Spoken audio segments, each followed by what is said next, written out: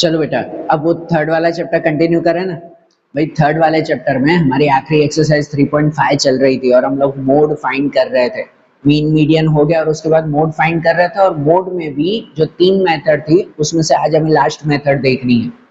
हमने बताया था कि भाई मोड फाइंड करने के लिए 3 तरह से आते हैं, 3 तरह से मोड ढूंढा जाता है। एक डायरेक्ट मेथड से था, जो directly raw data, discrete data, continuous data का मोड ढूंढ रहे थे। फिर कल हमने समझा था एम्पेरिकल फार्मूला से कि वो MO equal to 3m minus 2x बार। हमने सिचुएशंस भी लिखवाई थी कि अगर ऐसी सिचुएशन हो तो फिर एम्पेरिकल फार्मूला से हम लोगों को मोड फाइंड करना होता है कि नहीं। कल वो सिचुएशन भी हमने देखी थी, उसके जरिए भी मोड फाइंड किया एम्पेरिकल फार्मूला से। अब थर्ड आज हमें देखना है mode bye graphical method. Graph के जरिए हमें मोड फाइंड करना है, ठीक है ना, कि मोड की वैल्यू ढूंढनी है ग्राफ के जरिए। तो आपकी ग्राफ बुक है ना, ग्राफ के जरिए आज हम लोग मोड फाइंड करेंगे और समझना कैसे फाइंड करना है। अब ये चीज ध्यान देना कि अगर हमें मोड ग्राफ के जरिए ढूंढना है ना, तो कौन सा ग्राफ तैयार करेंगे इसमें? तो यहां पर हम लोग ग्राफ तैयार करेंगे हिस्टोग्राम। हिस्टोग्राम तैयार करेंगे, उसके जरिए हमें मोड की वैल्यू मिलेगी। हिस्टोग्राम कौन सा याद है किसी को? 9th में बनाया था, ये याद है? हिस्टोग्राम हम लोग वो कहते हैं कि जब ग्राफ हम लोग बनाते हैं ना, बार ग्राफ, तो बार ग्राफ में किस तरह से तैयार करते हैं कि भाई हर बार, जो बार ग्राफ सबसे कॉमन, कि हर बार जो है वो थोड़े थोड़े गैप में हम लोग तैयार करते हैं, ये बार ग्राफ तैयार होता है। लेकिन हिस्टोग्राम जब तैयार होता है तो हिस्टोग्राम कैसे तैयार होता है कि उसमें भी बार्स ही बनाए जाते हैं, पर सब एक दूसरे से कनेक्टेड, एक दूसरे से कनेक्टेड बार्स बनाते हैं, वो हमारा हिस्टोग्राम कहलाता है। तो मोड कभी भी फाइंड करना हो ना ग्राफिकल मेथड से, तो कौन सा ग्राफ तैयार करेंगे हम लोग? हिस्टोग्राम तैयार करेंगे, उसके जरिए हमें मोड मिलेगा। अरे बात ध्यान, ये चीजें ध्यान से समझना बेटा। और यहाँ पर भी हिस्टोग्राम के जरिए मोड फाइंड करना है, उसमें भी दो सिचुएशन है, उसमें भी दो सिचुएशन है कि अगर क्लास लेंथ इक्वल है तो अलग तरह से ग्राफ बनेगा, क्लास लेंथ इक्वल नहीं है तो फिर अलग तरह से ग्राफ बनेगा, ठीक है ना। कि जो भी क्वेश्चन दिया गया है अगर उनकी क्लास लेंथ इक्वल है तो वो ग्राफिकल मेथड थोड़ी सी अलग रहेगी, और अगर क्लास लेंथ इक्वल नहीं है तो ग्राफिकल मेथड थोड़ी सी अलग रहेगी। ये दोनों चीजें ध्यान में रखना भाई, बराबर। और ग्राफिकल मेथड में फाइंड करेंगे ना तो वो कंटिन्यूस डेटा से ही ज्यादातर फाइंड करेंगे। आपके सब सम दिए हुए कंटिन्यूस डेटा के, रॉ डेटा या डिस्क्रीट डेटा की ग्राफिकल मेथड नहीं है, आती तो उसमें भी है लेकिन आपको वो सिलेबस में नहीं है ऐसा। तो यहाँ मोड फाइंड करेंगे कंटिन्यूस डेटा के जरिए ग्राफिकल मेथड से। तो जैसे अगर हम लोग देखें ना, तो आपके एक्सरसाइज 3.5 में 5th वाला क्वेश्चन देखो, 3.5 का 5th वाला क्वेश्चन हमने पहले भी फाइंड किया था ना। तो वो मोड फाइंड किया था हमने डायरेक्ट मेथड से, वो fm minus f1, 2fm minus f1 f2, वो वाली फॉर्मूला से हमने मोड फाइंड किया था। अब उसी में ही साथ में लिखा हुआ था कि also find this mode bye graphically, कि ग्राफिकल मेथड के जरिए भी हमें मोड फाइंड करना है।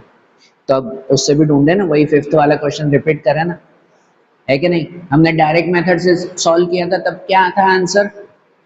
देखो आपके पेजेस में देखो कि जब हमने डायरेक्ट मेथड से सॉल्व किया था क्या था, 150 के आसपास होगा ना, 152.35। तो 152.35 ये हमारा आंसर था जो हमने डायरेक्ट मेथड से तब सॉल्व किया था पहले दिन। तो 152.35 आंसर था। अब यही हम लोग ग्राफिकल मेथड से सॉल्व करके देखें क्या आंसर यही आ रहा है कि अलग आ रहा है, पता भी चलेगा ना, है कि नहीं। तो ध्यान देना बेटा। तो अब क्वेश्चन नंबर 5 देखें, एक्सरसाइज 3.5 क्वेश्चन 5, वो हम लोग देखें कि जो क्वेश्चन दिया हुआ है पहले वही लिख दे हम लोग कि भाई क्लास और फ्रीक्वेंसी क्या दी गई है। क्लास में लिखे तो 120 से 190 तक है, 10-10 का gap, 120 to 30, 30 to 40, 40 to 50, 50 to 60, 70, 80 and 90, 190 तक है, ओके। और फ्रीक्वेंसी में जो जो दिया हुआ है कि 8, 13, 19, 8, 13, 19, 23, 10, 8, 5, बराबर ना। अब इसको हम ग्राफिकल मेथड से सॉल्व करें ना। अब यहाँ पर हम लोग ग्राफिकल मेथड से सॉल्व करें ना, तो पहली चीज वही देखते हैं कि क्लास लेंथ इक्वल है कि नहीं है। अगर क्लास लेंथ इक्वल है तो सिंपल डायरेक्ट हो जाएगा, हिस्टोग्राम डायरेक्ट तैयार कर देंगे हम। क्लास लेंथ इक्वल ना हो तो अलग मेथड आएगी उसमें, ठीक है ना, वो उसके बाद हम 6th वाला क्वेश्चन देखेंगे कि जिसमें ये अलग मेथड से भी है। पर इसमें क्लास लेंथ इक्वल है ना, तो आपको डायरेक्ट ग्राफ तैयार करना है। अब हिस्टोग्राम तैयार करना है, सीधी सी बात है, जब हम ग्राफ तैयार करेंगे इस तरह से अगर ग्राफ तैयार करेंगे, मैं तो यहाँ पे बोर्ड पे तैयार कर रहा हूँ तो वो एग्जैक्ट नहीं होगा। आप लोग जब बुक में तैयार करोगे, आपकी जो ग्राफ बुक है वो ग्रीन लाइंस बनी हुई है मस्त, तो उसमें लाइन टू लाइन परफेक्ट आएगा फिर, ठीक है ना। अभी मैं मेथड बता रहा हूँ। तो यहाँ पर जो एक्स एक्सिस है वो एक्स एक्सिस पे हम लोग क्लास ही लिखेंगे जो क्लास दिए गए हैं, बराबर, और वाई एक्सिस पर लिखेंगे हम लोग फ्रीक्वेंसी। जैसे लिखते हैं वैसे ही, जैसे नॉर्मल ग्राफ तैयार करते हैं, एक्स एक्सिस पर क्लास, वाई एक्सिस पर फ्रीक्वेंसी लिखें। तो यहाँ पर हम लोग क्लास लिखें और यहाँ पर फ्रीक्वेंसी आ जाएगी। अब क्लास और फ्रीक्वेंसी लिखो तो भी ठीक है, नहीं तो यहाँ जैसे दिया हुआ है कि क्लास की जगह पर वेट ऑफ एप्पल, तो वो वेट ऑफ एप्पल यहाँ पे लिखोगे तो भी करेक्ट है, एंड नंबर ऑफ एप्पल यहाँ फ्रीक्वेंसी में लिखोगे तो भी करेक्ट, ये लिखोगे तो भी एक तरह से चलेगा, कोई दिक्कत नहीं है। अब यहाँ पर हम लोग स्टार्ट करेंगे तो यहाँ तो 0 ही आता है ओरिजिन हमारा। यहाँ पे अगर हम लोग क्लास बनाएंगे तो भाई कहाँ से शुरू हो रहा है, 120 से 190, सब 10-10 का ही गैप है ना। तो आपकी लाइन में भाई जो ग्राफ बुक है उसमें ये जो लाइन बनाई आपने ओरिजिन की, उसके साथ ही शुरू करेंगे कि भाई 120, 130 हर लाइन पे बनाएंगे। जो आपकी हर लाइन है वहां पर पॉइंट करेंगे हम लोग 170, 180, 190, बराबर। आपको दो दो का गैप करके रखना हो तो भी ठीक है, एक एक रखना हो तो भी ठीक है, जैसे आता हो। और वो चीज ग्राफ में नहीं बोलते जो रेगुलर ग्राफ का रूल है, हमेशा से पढ़ते आ रहे हैं। यहाँ पर हमेशा लेंथ इक्वली होनी चाहिए, यहाँ पर इक्वल है भी कि 20, 30, 40, 50, 10-10 का गैप है। लेकिन पहला गैप अगर देखो तो 0 से 120, पहला गैप सीधा जो है वो 120 का है, और उसके बाद 10-10 का गैप है।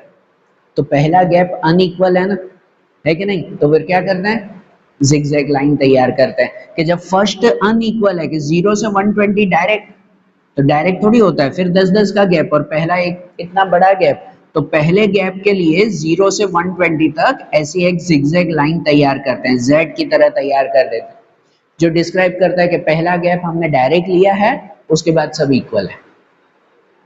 आएगी बात ध्यान, हाँ ये ध्यान से समझना। और यहाँ पर हम लोग फ्रीक्वेंसी लिखेंगे, तो भाई फ्रीक्वेंसी में सबसे बड़ा नंबर कौन सा है, 23 है। तो यहाँ 0 के बाद आप लोग गैप लो जो 23 तक पहुंचता हो। तो आपकी ग्राफ बुक है, आप 1-1 करके लिखोगे तो भी 23 तक आ जाएगा, बराबर ना। ग्राफ बुक इतनी बड़ी तो है ही आपकी कि आप 1, 2, 3, 4 लिखोगे तो भी 23 तक तो आ जाएगा, बराबर। यहाँ दो दो का गैप लेना है तो भी 23 तक आ जाएगा, कोई प्रॉब्लम नहीं है, बराबर। मैं यहाँ पे दो दो के गैप से लिख रहा हूँ कि यहाँ के लेंथ के हिसाब से। तो यहाँ पर 23 तक जाना है तो मैं 2-2 का गैप ले रहा हूँ, 2, 4, 6, 8, 10, 12, 14, 16, 18, 20, 22 एंड 24, इसमें आ जाएगा ना 23 तक, बराबर। अब इसमें ग्राफ तैयार करें, तो ग्राफ तैयार करें, पहले देखो 120 से 130 कितना है, 8 है, तो 8 है ना, तो 120 से 130 वो हम लोग 8 तक बनाएंगे, बराबर। ये 8 का पॉइंट बनाएंगे, 120 से 130 8 तक।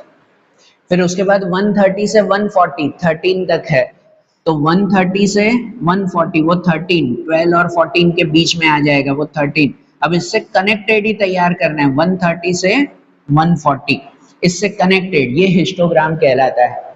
120 से 130, फिर 130 से 140 बनाया, वो 13 तक हुआ, बराबर ना। सब कनेक्टेड बनाने हैं, ये हिस्टोग्राम। बार ग्राफ में सब अलग अलग बनते हैं, हम हिस्टोग्राम बना रहे हैं कि सब कनेक्टेड।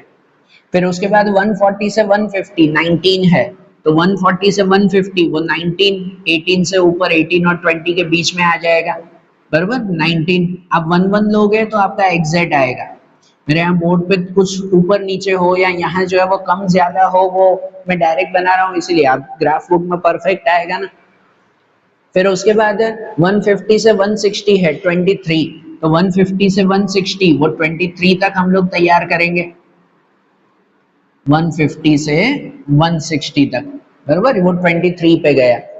60 to 70 10 तक है, तो 60 to 70 वो 10 तक हम लोग तैयार करेंगे, 60 से 70 बराबर। फिर 70 to 80 8 में है, तो 70 to 80 वो फिर से 8 में तैयार करेंगे, ये 70 से 80।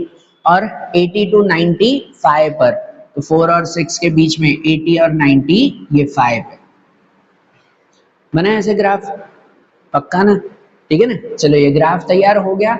अब मोड कहाँ है, हमें तो ढूंढना मोड की वैल्यू। अब मोड की वैल्यू क्या होती है, इस ग्राफ में कैसे पता करेंगे कि मोड की वैल्यू कौन सी हुई हमारी?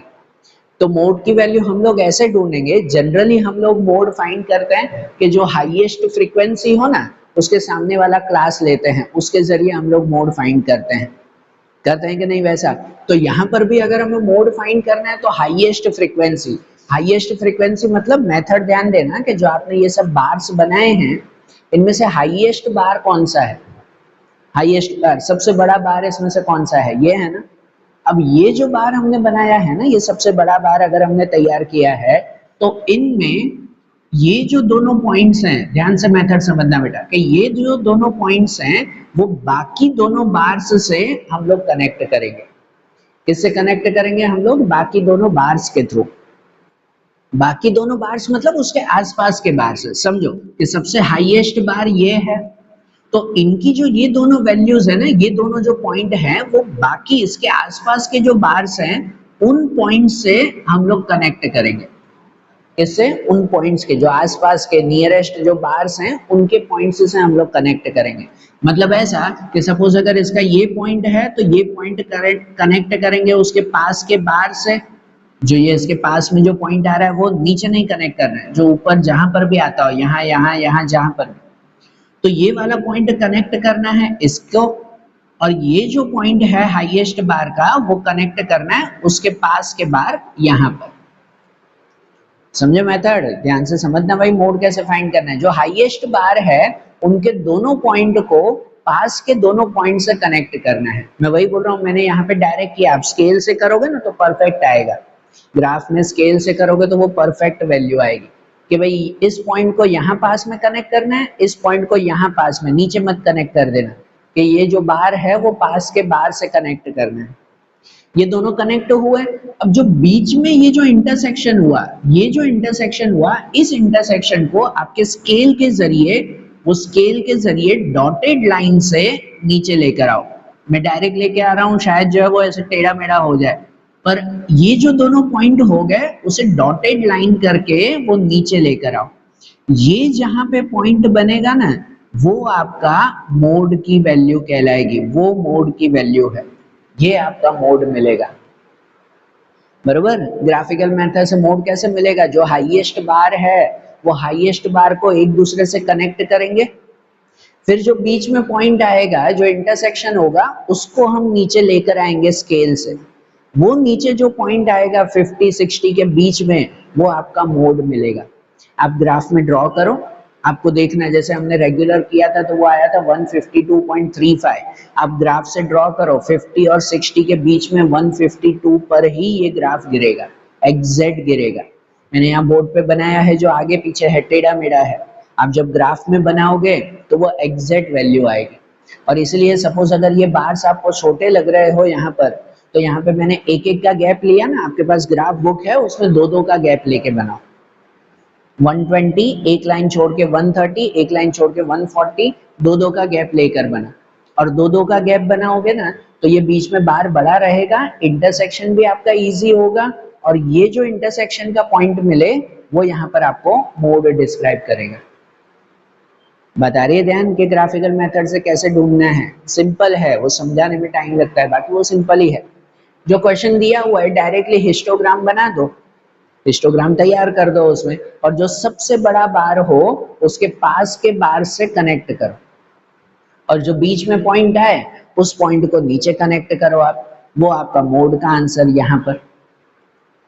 अरे भाई ध्यान है ना, नीचे लिख देना, मैं तो यहाँ पे ऐसे लिख रहा हूँ पर आप नीचे लिख देना कि भाई हियर मोड इक्वल टू 152। 152 के ऊपर, क्योंकि ग्राफ है ना पॉइंट में नहीं होगा, एग्जैक्ट आएगा। जब हम वो मेथड से करते हैं, डायरेक्ट मेथड से, तो पॉइंट बताता है कि 152.35, यहाँ ग्राफ में एग्जैक्ट वैल्यू मिलेगी 152। आ रही बात ध्यान? फाइंड करो, चलो आप भी ग्राफ बुक में तैयार करो, फिर उसके बाद 6th वाला क्वेश्चन भी देखें कि अगर क्लास लेंथ इक्वल ना हो तो फिर ग्राफ में क्या चेंज करना है। ठीक है, बनाओ, चलो इसे ग्राफ में तैयार करो आप। देखो अब जैसे 6th वाला क्वेश्चन समझे, अब 6th वाले क्वेश्चन में भी हमें वैसे ही मोड फाइंड करना है ग्राफिकल मेथड से। अब ग्राफिकल मेथड से मोड फाइंड करना है, लेकिन यहाँ पर एक चीज है कि यहाँ पर क्लास लेंथ इक्वल नहीं है, बराबर ना, क्लास लेंथ अलग अलग है। पहले सब में कैसे 10-10 का गैप था, यहाँ देखो 0 to 5 5 का गैप है, 5 to 10 ये भी 5 का गैप है, पर 10 to 20 यहाँ 10 का गैप हो गया, फिर 30 to 50 यहाँ पर 20 का गैप है, बराबर। क्लास लेंथ इक्वल नहीं है, तो अगर इक्वल नहीं है तो उसको इक्वल बनाने के लिए हमें एक वर्क, एक काउंटिंग करनी पड़ेगी। यहाँ पर पहले कुछ कैलकुलेशन करनी पड़ेगी जब क्लास लेंथ इक्वल ना हो, उसके बाद हम हिस्टोग्राफ तैयार करेंगे। और वो कैलकुलेशन मतलब कि भाई ये जो फ्रीक्वेंसी है ना, ये डिफरेंट डिफरेंट क्लास लेंथ की फ्रीक्वेंसी है, तो उसको एक प्रोपोर्शनेट फ्रीक्वेंसी फाइंड करनी पड़ती है। प्रोपोर्शनेट फ्रीक्वेंसी मतलब ये कहलाता है कि अगर सपोज क्लास लेंथ अलग नहीं होती, सेम होती, तो अगर क्लास लेंथ सेम होती तो फ्रीक्वेंसी क्या होती। मतलब ऐसा कि नॉर्मल थियरी वाइज बता रहा हूँ कि ये जैसे गैप है 5 to 10, तो 5 to 10 5 के गैप की फ्रीक्वेंसी ये है, यहाँ पर 10 की फ्रीक्वेंसी ये है। पर सपोज अगर यहाँ 5 की फ्रीक्वेंसी होती, अगर यहाँ पर 5 का गैप होता तो फ्रीक्वेंसी क्या होती, क्योंकि जो ग्राफ बनाएंगे उस ग्राफ में तो हमारा गैप सेम सेम होना चाहिए ना। यहाँ हम फ्रीक्वेंसी लिखते हैं, वो फ्रीक्वेंसी उसके हिसाब से होनी चाहिए ना, बराबर। तो इसलिए वो एज्यूम करके कैलकुलेशन करना पड़ेगा कि सपोज ये 5-5 का गैप है, तो अगर यहाँ पर भी 5 का गैप होता तो फ्रीक्वेंसी क्या होती हमारी, वो फ्रीक्वेंसी, वो प्रोपोर्शनेट फ्रीक्वेंसी हमें ढूंढनी पड़ेगी, बराबर। कि ये 10 का गैप है तो इतनी फ्रीक्वेंसी है, सपोज 5 का होता तो, ये 20 का गैप है तो इतनी फ्रीक्वेंसी है, सपोज ये भी 5 का गैप होता तो, बराबर। तो वो प्रोपोर्शनेट फ्रीक्वेंसी ढूंढनी पड़ेगी। थियरी में न ध्यान रहे तो सिंपल सा खाली कैलकुलेशन ऐसे याद रखो आप लोग कि भाई यहाँ पर अगर क्लास लेंथ इक्वल ना हो तो हमें कैलकुलेशन करके फिर ग्राफ बनाना पड़ेगा, बरोबर ना। तो यहाँ कैलकुलेशन के लिए क्या करेंगे, क्लास और फ्रीक्वेंसी तो दी गई है, जब क्लास लेंथ इक्वल था तो हम कोई कैलकुलेशन नहीं कर रहे थे, सीधा ड्रॉ कर दिया था, कुछ भी ढूंढ नहीं रहे थे, यहाँ ढूंढना पड़ेगा। तो यहाँ पर सबसे पहले आपको लिखना पड़ेगा क्लास लेंथ, कि क्लास लेंथ कितना है, पहले सबका क्लास लेंथ लिख दो कि सबका क्लास लेंथ 0 to 5 5 का है लेंथ, यहाँ पर भी 5 है, 10 to 20 10 का गैप है, यहाँ पे 10 का गैप है और यहाँ 20 का गैप है। क्लास लेंथ ये हुआ, और अब उसके साथ उसका प्रोपोर्शनेट फ्रीक्वेंसी लिखनी पड़ेगी, कि प्रोपोर्शनेट फ्रीक्वेंसी हमें फाइंड करनी पड़ेगी, ये एक नई कैलकुलेशन। अब प्रोपोर्शनेट फ्रीक्वेंसी हम लोग कैसे ढूंढेंगे, तो प्रोपोर्शनेट फ्रीक्वेंसी हम लोग फाइंड करेंगे कि भाई फॉर्मूला से ही, class frequency divide by class length multiply by smallest class length. Formula याद रखना कि भाई class frequency divide by class length multiply by smallest class length, तो हमें ये प्रोपोर्शनेट फ्रीक्वेंसी मिलेगी, बराबर ना। कि ये प्रोपोर्शनेट फ्रीक्वेंसी हमें मिल जाएगी, वो यहाँ सबके लिए काउंट करनी होगी, हर कैलकुलेशन के लिए, मतलब हर जो है वो क्लास के लिए। अब जैसे पहले के लिए हम लोग ढूंढे तो फॉर्मूला के हिसाब से क्लास फ्रीक्वेंसी, तो पहले की फ्रीक्वेंसी कितनी है 1 अपॉन क्लास लेंथ, तो पहले का क्लास लेंथ कितना है 5 इनटू स्मॉलेस्ट क्लास लेंथ, तो स्मॉलेस्ट क्लास लेंथ इसमें से कौन सा है 5 है, तो 5, जिसमें से ये 5 कट हो जाएगा, आंसर क्या मिलेगा हमें 1 मिलेगा, कि प्रोपोर्शनेट फ्रीक्वेंसी 1 की मिली, बराबर। दूसरे में भी कि सेकंड में क्लास फ्रीक्वेंसी, फॉर्मूला के हिसाब से क्लास फ्रीक्वेंसी, तो फ्रीक्वेंसी कितनी है 7, क्लास लेंथ, तो उसकी क्लास लेंथ कितनी है 5 इनटू स्मॉलेस्ट क्लास लेंथ, तो स्मॉलेस्ट क्लास लेंथ कितना है वो भी 5 ही है, यहाँ पर भी 5 कट, आंसर 7 ही रहेगा, बरोबर। फिर जो है वो ये लिखेंगे अब थर्ड के लिए कि क्लास फ्रीक्वेंसी कितनी है 14, class frequency 14 upon class length, तो उसकी क्लास लेंथ कितना है 10 इनटू स्मॉलेस्ट क्लास लेंथ, तो स्मॉलेस्ट क्लास लेंथ 5। अब अगर हम कैलकुलेशन करें तो क्या हो जाएगा, ये हो जाएगा 5 2 जा और 2 7 जा, यहाँ वैल्यू मिलेगी 7। अब इसमें बदली ना, बरोबर ना। ये क्या किया जाता है पता है कि भाई जो स्मॉलेस्ट क्लास लेंथ है ना उसके हिसाब से सबकी प्रोपोर्शनेट फ्रीक्वेंसी ढूंढते हैं। जो बताया कि भाई यहाँ पर क्लास लेंथ 5 है तो उसकी फ्रीक्वेंसी सेम टू सेम ही आ गई, लेकिन यहाँ पे क्लास लेंथ 10 है, 10 की फ्रीक्वेंसी 14 है, और सपोज अगर यहाँ क्लास लेंथ 5 होता तो फ्रीक्वेंसी कितनी होती, तो उसकी फ्रीक्वेंसी 7 आती। कि भाई सब पूरी फ्रीक्वेंसी 5 के गैप में कन्वर्ट कर दी हमने। भाई 10 का गैप है, 20 का गैप है, ऐसा नहीं, पूरी फ्रीक्वेंसी 5 के हिसाब से कन्वर्ट कर दी तो ग्राफ परफेक्ट बनता है।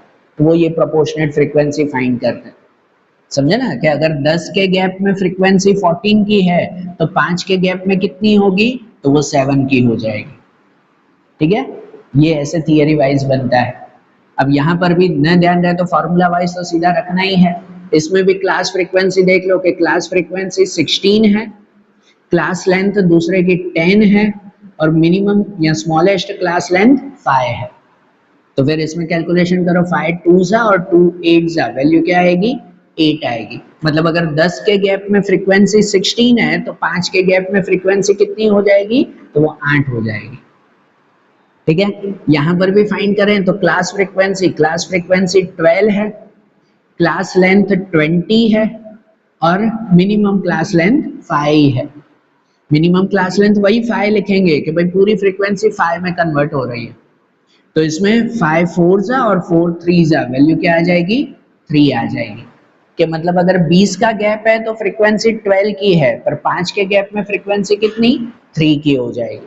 अब ये प्रोपोर्शनेट फ्रीक्वेंसी मिली, अब इसके हिसाब से हमें ग्राफ तैयार करना, बरोबर ना। अब यहाँ पर हम वो हिस्टोग्राम तैयार करेंगे और मोड फाइंड करेंगे, आगे की मेथड वैसे की वैसे ही।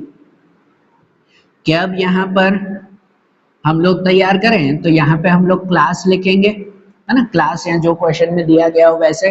और यहाँ पे हम लोग अब लिखेंगे कि प्रोपोर्शनेट फ्रीक्वेंसी, जो हमने प्रोपोर्शनेट फ्रीक्वेंसी फाइंड की है इसके जरिए अब ये ग्राफ तैयार करना है ना। ओरिजिनल फ्रीक्वेंसी नहीं, ये बाकी हमने क्यों ढूंढा, अब इसके जरिए ही तो ग्राफ बनाना पड़ेगा ना।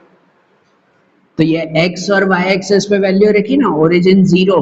अब यहाँ पे क्लास लिखना है तो क्लास में भी देखो गैप अलग अलग है, तो सीधा ही देखेंगे कहाँ से शुरू हो रहा है, 0 5 से लेकर 50 तक।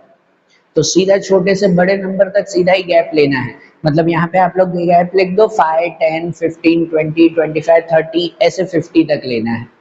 भाई 0 से लेकर 50 तक की पूरी वैल्यू, जो जो नंबर है खाली वही नहीं लिखने, गैप अलग अलग है।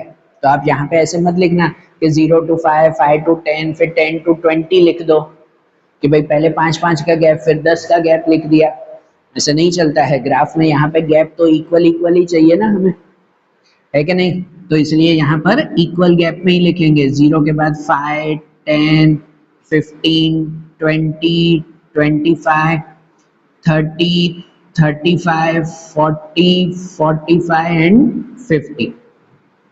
और इसमें कोई जिगजैग लाइन की जरूर भी नहीं है ना, जिगजैग लाइन की जरूर, क्योंकि 0 5 10 सब में लाइन वाइज ही जा रहा है, करेक्ट। और प्रोपोर्शनेट फ्रीक्वेंसी में सबसे बड़ा नंबर कौन सा है, 8 है। तो 8 अगर लेना है तो 1 2 3 4 ही ले लो तो भी ठीक है, और आप तो एक एक गैप में लिखोगे तो भी अच्छा बनेगा, है कि नहीं। आपका तो ग्राफ पेज काफी बड़ा आता है, एक एक के गैप में 0 के बाद एक लाइन छोड़ के 1, एक लाइन छोड़ के 2, एक लाइन छोड़ के 3, तो भी परफेक्ट बनेगा आपका। तो यहाँ पर तो 8 तक ही लिखना है, तो हम सीधा ही लिखते हैं कि 1 2 3 4 5 6 7 एंड 8। और अब तैयार करें, जैसे तैयार करते हैं कि भाई जैसे 0 to 5 में नंबर है 1, तो 0 to 5 में ही 1 तक तैयार करेंगे, 0 to 5 लेंगे, 0 में भी तो लेंगे ना। ये 0 वाली लाइन है, 0 to 5 1 में आया। फिर उसके बाद 5 to 10 में लेना है 7, तो ये 5 to 10 उसमें 7 तक लेंगे हम, कि 5 to 10 वहां 7 तक रहेगा, बरोबर। ये वैल्यू मिलेगी 5 to 10। फिर 10 to 20 है 7, कि 10 to 20, तो अब 10 से 20 तक बनाना है 7। ध्यान देना 10 से 20 तक, 10 से 15 तक नहीं, हाँ ये अलग अलग बनेगा क्योंकि क्लास लेंथ अलग अलग है इसमें, तो ये भी तो अलग अलग ही दिखेगा ना हमें। है कि नहीं? तो यहाँ पर जैसे भाई 10 का गैप था ना, तो 10 के गैप में फ्रीक्वेंसी 14 थी, लेकिन 5-5 का गैप ले लो तो फ्रीक्वेंसी कितनी हो जाएगी? 7-7 हो जाएगी। तो इसका मतलब ये 5 के गैप में भी 7 है, ये 5 के गैप में भी 7 है, तो पूरे 10 में ही जो है वो हम 7 बनाते हैं, पूरा एक बड़ा पार्ट बनेगा। अरे ध्यान नहीं ध्यान रहे तो बात ऐसे ही समझो कि भाई यहाँ क्लास लेंथ अलग अलग है, तो इसकी वजह से ये गैप भी कैसा रहेगा हमारा? अलग अलग रहेगा। उसमें 10 to 20 7 बनाया, फिर 20 to 30 में 8 है, तो 20 to 30 तक बनाना है 8, कि ये 20 to 30 बराबर ना, 20 से 30 तक वो 8 बनेगा। फिर उसके बाद 30 to 50 में 3 बनाना है, 30 to 50 तक, तो ये 3 बनेगा हमारा 30 से 50 तक का। हाँ 30 से 50 पूरा ही बनाएंगे हम लोग, कि यहाँ पर 20 का गैप है, 5-5 का गैप अगर देखो तो 5-5 के 4 गैप हो जाते हैं, तो वो 4 गैप साथ में बनेंगे ना उसमें, ठीक है ना? तो ये 30 to 50 तक पूरा बन गया। ये हमारा हिस्टोग्राम बना। ध्यान देना, जब क्लास लेंथ अनइक्वल है तो कैलकुलेशन करके ऐसे बनाना। और अब इसमें हम लोग बनाएंगे मोड। मोड फाइंड करो, मोड कहाँ पे है? तो मोड कैसे ढूंढेंगे भाई? जो हाईएस्ट बार है उनकी वैल्यू को एक दूसरे से कनेक्ट करेंगे, उनके पॉइंट्स को एक दूसरे से कनेक्ट करें। हाईएस्ट बार ये है तो इसके ये पहले पॉइंट को कनेक्ट करेंगे यहाँ पे, ठीक है ना, और इसके दूसरे पॉइंट को कनेक्ट करेंगे यहाँ पर। अब स्केल से कनेक्ट करना, यहाँ लाइन टेढ़ी मेढ़ी हो जाती है, अब स्केल से परफेक्ट करना। तो जो हाईएस्ट बार है उसको यहाँ और यहाँ पे कनेक्ट करेंगे, और जो बीच में पॉइंट आ रहा है, जो इंटरसेक्शन हुआ, वहां से स्केल से एक सीधी लाइन ड्रॉ करेंगे, ये लाइन ड्रॉ करेंगे, और ये पॉइंट जहां पे आएगा वो आपका मोड का आंसर होगा, ठीक है ना? ये मोड का आंसर होगा। ये पॉइंट जहां पे मिला वो आपका कहलाया मोड, बराबर। फिर नीचे लिख देना कि भाई हियर मोड इक्वल टू कितना मिलेगा, कुछ 22 या 23 कुछ मिलेगा, बराबर। आप फाइंड कर 20 और 25 के बीच में है, 22 या 23 मिलेगा। आप लोग चेक करना कि ग्राफ में एग्जैक्ट कौन सा आ रहा है। आई बात ध्यान, ठीक है ना? अगर बीच में भी आ रहा है 22 23 में, तो वो अप्रोक्स 23 के आसपास लिख दिया करो, क्योंकि ग्राफिकल मेथड में एग्जैक्ट पॉइंट में नहीं बनेगा। तो 22 या 23 ऐसे लिख देना उसे, रहेगी बात ध्यान, पक्का ना? क्या? चलो ड्रॉ कर दो। और ये देखो, ये मोड वगैरह ये भी हमारा कंप्लीट हुआ। जो तीनों मेथड से मोड देखना था वो भी कंप्लीट, एक्सरसाइज कंप्लीट हुई, बराबर। तो इसे लिख दो, फिर जो फाइनल एक्सरसाइज उनकी थियरी वगैरह होगी वो फिर देखेंगे हम लोग, ठीक है ना? चलो ड्रॉ करो इसे।